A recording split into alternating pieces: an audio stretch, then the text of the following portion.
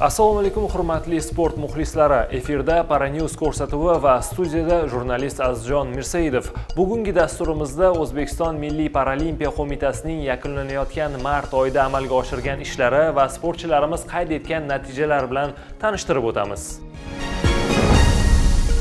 1-mart kuni poytaxtimizda golbol bo'yicha Yakkasaroy tuman hokimi kubogi musobaqasi tashkil etildi. Batafsil muxbirimiz lavhasida. An'anaviy tarzda o'tkazib kelinayotgan ushbu musobaqada bu safar Rossiya va Qozog'iston jamoalari ham ishtirok etdi. Murosasiz va qiziqarli qarama-qarshiliklarga boy kechgan bahslar yakuniga ko'ra, birinchi o'rin Rossiya Federatsiyasining Moskva jamoasiga nasib etgan bo'lsa, finalda imkoniyatni boy bergan Toshkent jamoasi ikkinchi o'rinni egalladi. Musobaqaning kuchli uchligini Qozog'istonning Atirau jamoasi yakunlab berdi. Musobaqa yakunida g'olib va sovrindorlar tashkilotchilar tomonidan medal, kubok, diplom hamda esdalik sovg'alari bilan taqdirlanishdi. 4-6 mart kunlari Toshkent viloyatining Bo'stonliq tumanida joylashgan Amirsoy tog' chang'i kompleksida paratog' chang'isi bo'yicha O'zbekiston chempionati bo'lib o'tdi. Navbatdagi lavhamiz shu haqda.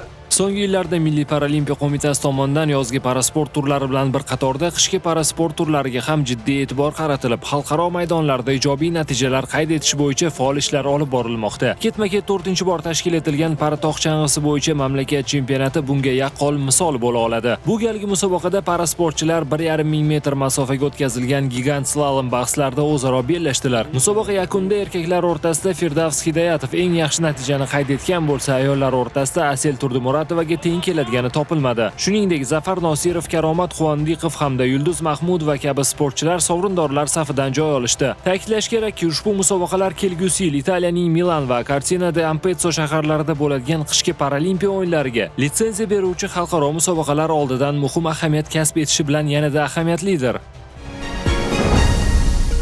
Shu kunlarda poytaxtimizdagi Respublika Olimpiya va Paralimpiya sport turlariga tayyorlash markazida parakamondan otish bo'yicha milliy terma jamoamiz a'zolarining navbatdagi o'quv mashg'ulot yig'ini bo'lib o'tmoqda. Tafsilotlar bilan muxbirimiz lavhasida tanishtiramiz.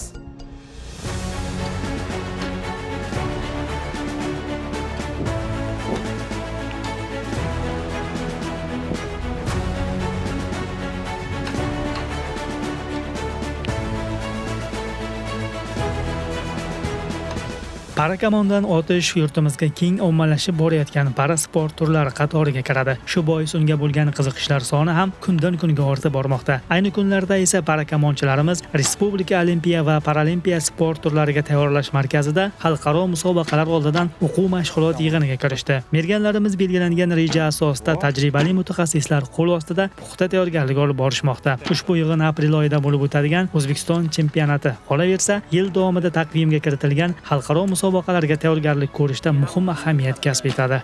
Mart oyida bo'lib o'tayotgan ilk o'quv yig'in mashg'ulotimiz parakamonchi sportchilar o'rtasida terma jamoa a'zolarini 10 nafardan oshiq sportchilar va 5 nafarga yaqin murabbiy trenerlar jalb etilgan o'quv yig'in mashg'ulotlari Toshkent shahrida joylashgan Olimpiya va Paralimpiya tayyorlash markazida bo'lib o'tmoqda. Milliy Paralimpiya qo'mitasi tomonidan rejalashtirilgan bu o'quv yig'in mashg'ulotlari biz parakamonchi sportchilar o'rtasida keyingi kelgusi musobaqalarda, xalqaro musobaqalar va O'zbekiston chempionatiga bu ilk o'quv yig'in mashg'ulotlari hisoblanadi.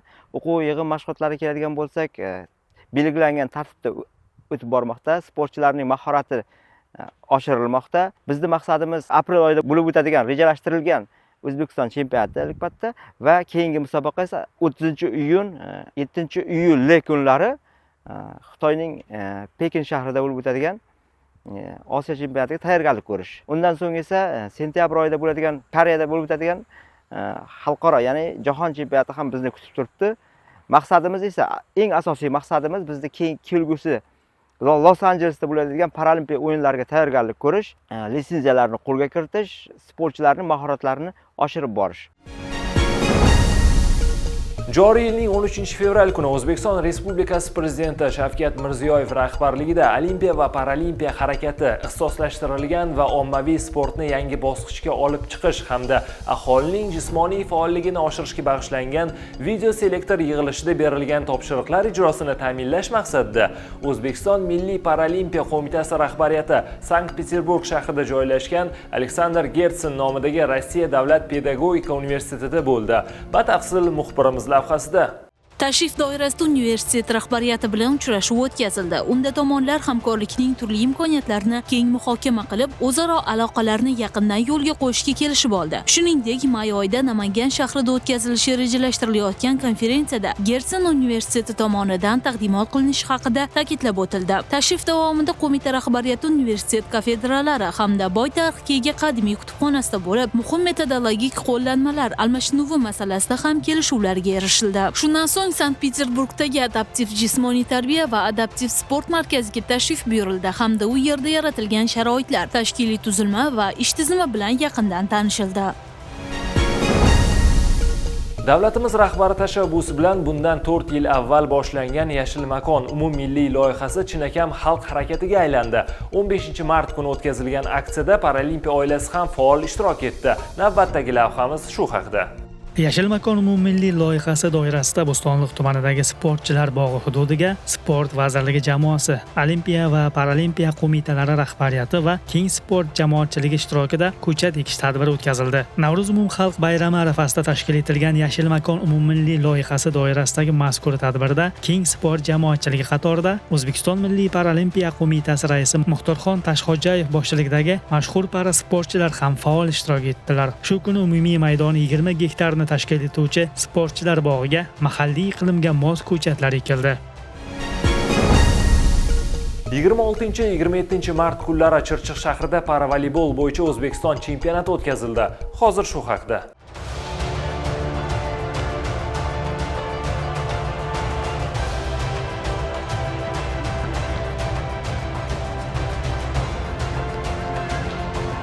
O'zbekiston davlat jismoniy tarbiya va sport universiteti manejida tashkil etilgan bu galgi musobaqada mamlakatimizning turli hududlaridan kelgan jami 6 ta jamoa ishtirok etdi. Qiziqarli va murosasiz kechgan bahslar yakuniga ko'ra g'oliblik Toshkent viloyati jamoasiga nasib etgan bo'lsa, finalda imkoniyatni boy bergan Farg'ona viloyati jamoasi kumush medallarga ega chiqdi. Chempionatning bronza medallariga esa Jizzax viloyati jamoasi sazovor bo'ldi. Ta'kidlash kerakki, ushbu musobaqada ijobiy taassurot qoldirgan va yuqori natijalar ko'rsatgan sportchilar xalqaro musobaqalarda yurtimiz sharafini himoya qiladigan terma jamoa safiga jalb etiladi.